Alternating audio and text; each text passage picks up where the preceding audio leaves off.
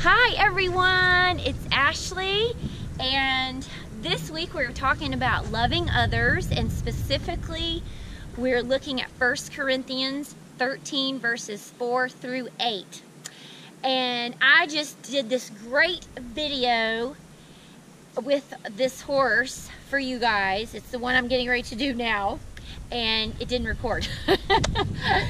So we're actually doing it again for the second time, but that's okay. There's a reason for it. I don't know what it is.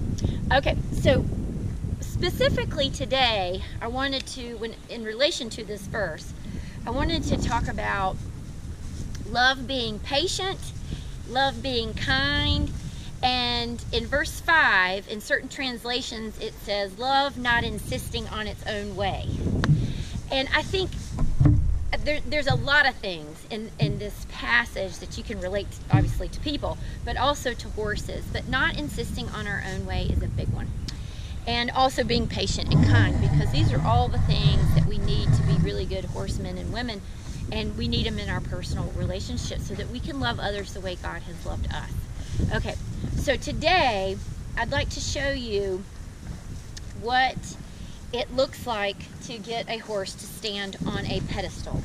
And you might say, well, why in the world do you want a horse to stand on a pedestal? Well, the pedestal, this whole task actually has a great purpose. For example, if you wanted a horse to get on a trailer, a really good place to start is having them stand on a pedestal. Because to get on a trailer, the first thing they have to do is get their nose on it. The nose is connected to the brain. And once the nose is on it, they're thinking toward the trailer instead of, oh, away from the trailer. I don't want to get on the trailer. The next thing is the neck, getting their neck to go on, and then the feet, the front feet and then the back feet. So the same thing is true when you stand on a pedestal. And the pedestal can represent something a bit claustrophobic, like a trailer, because it's teeny and they got to get all 4 feet on it. So that represents some claustrophobic, like a claustrophobic environment, the same as what they would be in when they got on the trailer. Okay, so that's why we're going to do this. It actually has a purpose. But the other reason is because I think this will really demonstrate how to be patient, kind, and not insist on our own way. And when it comes to horses, they're lateral thinkers. They are prey animals. So out in the wild, they don't think like we do. As predators, we think very direct line. Like, that's where I'm going. I'm headed over there. Everybody watch out. This is my goal. Horses, if they were to act like that, the predators would know where they're going and go get them. So they don't do that. They think laterally, and they're a bit more creative, and they work around things, you know? So we as humans could learn a lot from them in terms of thinking creatively and thinking laterally, especially when we are loving others, when we're in relationship with others. Because what that does is it gets us out of our box and out of our direct line, this is what I want, and I'm being self-focused, and I don't really care what you want, but and it helps us to be more compromising and to take other people and other things into consideration, okay? So let's see if we can do what I just did 20 minutes ago again with this horse. All right, so I'm going to start out online. Now this horse knows how to get on the pedestal, okay? And he's going to put his nose, neck, and front feet on really quick. But if he does what he did a minute ago, he's a little bit anxious about it, and he has trouble keeping his feet on and placing his feet and moves all around. So we'll see what he does. Okay. Here we go again. His name is Champ. We're going to start out online, and then we'll do it at Liberty.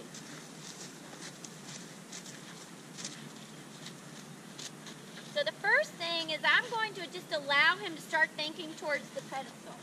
And I'm going to be patient about it. I'm not really going to do a whole lot. Okay? So that's good. He's not quite as anxious as he was, but see how he's kind of moving his front feet to get adjusted? And now he's actually in a worse place than he was before in order to put his back feet on. So what I'm going to do to help him out is say, hey, don't worry about your back feet right now. Just relax. Just relax. I'm going to right here actually, right in front of him. And he wants to put his back feet on because he knows that's what he's supposed to do. But really, I want him to relax. Instead of me being so direct line about what I want to happen, I'd prefer what just happened. See how calm he is now? And he stopped moving his feet, and he stopped messing with my hat, at least for a minute. And now he's relaxed. So yeah, I want him to get on the trailer and get on the pedestal and get everything done. But I want to protect our relationship. And if he's a nervous Nelly when I'm around because of what I'm asking him to do, it doesn't make for a very good relationship. So now we have a very calm, relaxed horse. Good. So his feet are not in a great spot. I'm going to let him see if he can figure out what to do about that. I'm going to get out of the way, and now I'm going to ask for the back feet to come up. Alright, so I don't want him to come off the front, because that's the easy way out. So I'll take him back over here. Good. Now just relax. Good. Good. And I might stand right here so he doesn't want to come off the front. I'll pick up my tool so that I can communicate with the back feet only. Now I'm going to keep him from coming off the front. So I don't have a lot of pressure right here on the halter. I just have my hand. I don't know if you can see it, but it's out like this. Very good. Good. Now that's fine if he wants to go off the back. Good. Good job, buddy. Good job. But he can't come off the front. Come off the front. Good. Now just relax. He's real. This horse is eager to please, but he can get sort of anxious about it. So again, I need to be patient and not just get what I want right away, because it doesn't do him the best of good. He needs to be patient. That's why he comes off the front. He's on and he's off. I did it. Goodbye. I did it. I'm done. I want him to be on it and relax. So I'm barely going to do anything. I'm going to just point at his back foot. Good boy. Fly. Boy.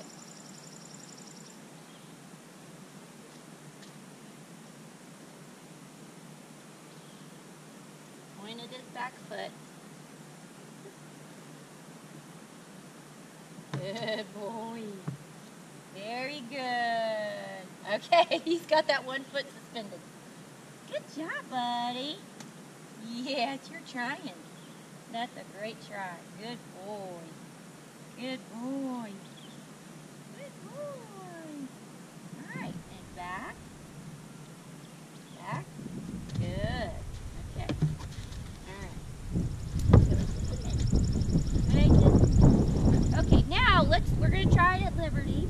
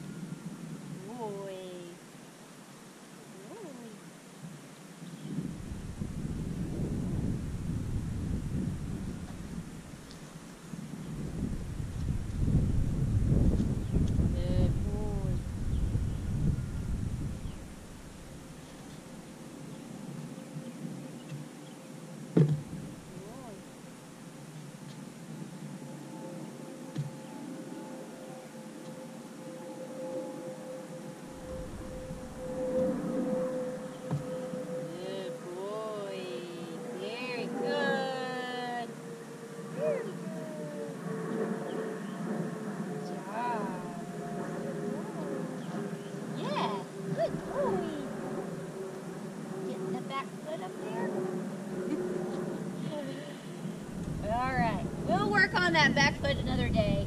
Again, I don't we don't have to do it today. I don't need to be so direct line.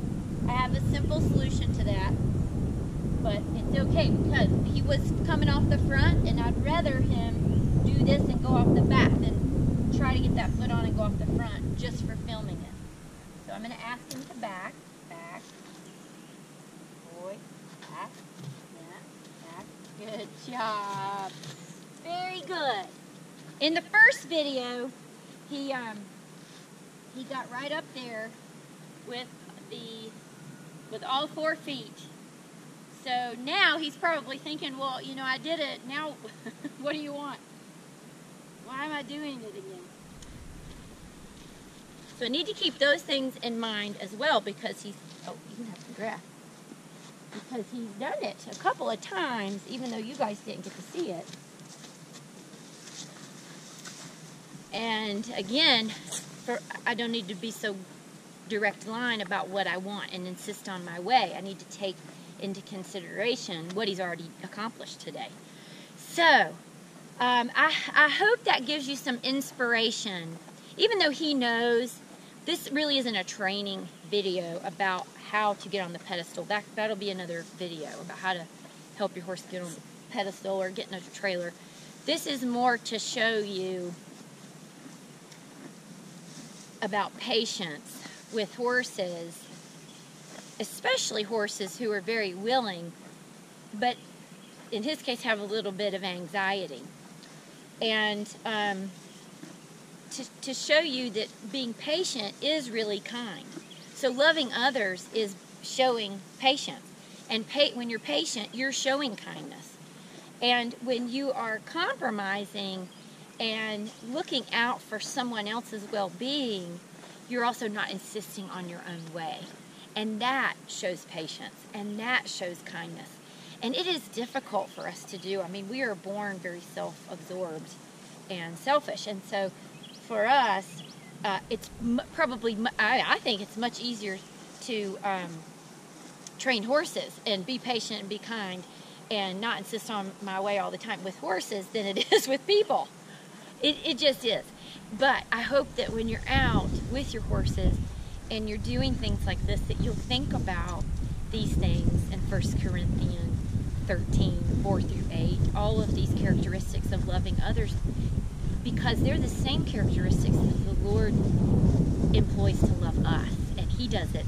He's the best example. He's always patient with us. He's always kind. He doesn't insist on His own way. I mean, He has boundaries, and He's told us what we need to do and what's best for us, but He doesn't force us to do it. We get to make choices. So, but He does set up boundaries. And same with your horsemanship. We're setting up boundaries, but we're not so direct line. So I hope that inspires you, and I'm really enjoying being on this journey with you. I know that it is not always easy to love others. I have to work on it. You guys have to work on it. So it's really nice to be in a relationship, as much as this is, with you guys and ladies, because we're all working on the same thing, and it's nice to have a community of people who are like-minded to do that with. So, love you guys, and I'll see you soon.